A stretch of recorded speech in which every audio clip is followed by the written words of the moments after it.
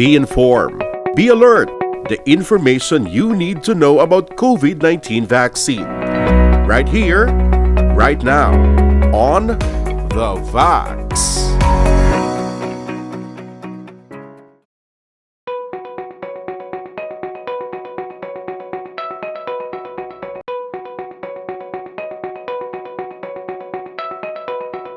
First of all, we have limited studies yet, especially sa aton ng mga pregnant patients.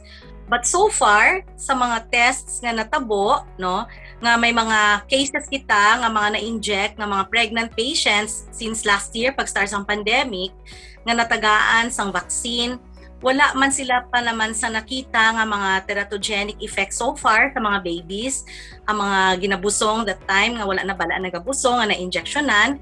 Kag sang pagbata nila, so far, daw wala pa man sa may nakita sila nga problem gid.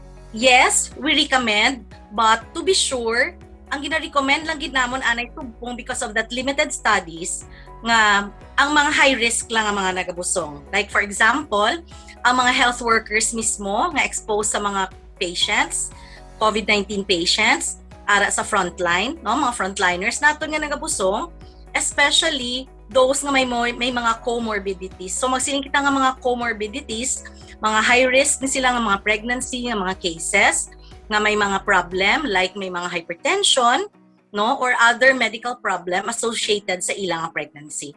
So amo ni sila ang mga pwede lang anay magpa-immunize. And to be sure, dapat at least nakalapaw na sila sa first 3 months of their pregnancy, which means nga tapos na ang developmental period ng baby, just to be sure nga wala sang ginatawag kita nga mga teratogenic effect in case, no, sa aton nga vaccine. Amoy na mga ginatawag naton bala nga samtang nagadevelop pa lang ang mga part sa ka baby, no, sa embryo, ang teratogenic, nagka-cause siya sang abnormality, and eventually, ang baby may mga congenital defects. Okay? So magsiling kita, ang defect, nagtuhaw siya, sa pagkatao niya, ara na, sa sulod pa lang sang tiyan, may abnormality na siya. So amo ina ang cause sang mga may mga problems sa developmental period, especially kung gin-introduce din na siya sa lawas. So muna siya ginatawag naton nga teratogenic effect sa aton nga embryo or fetus.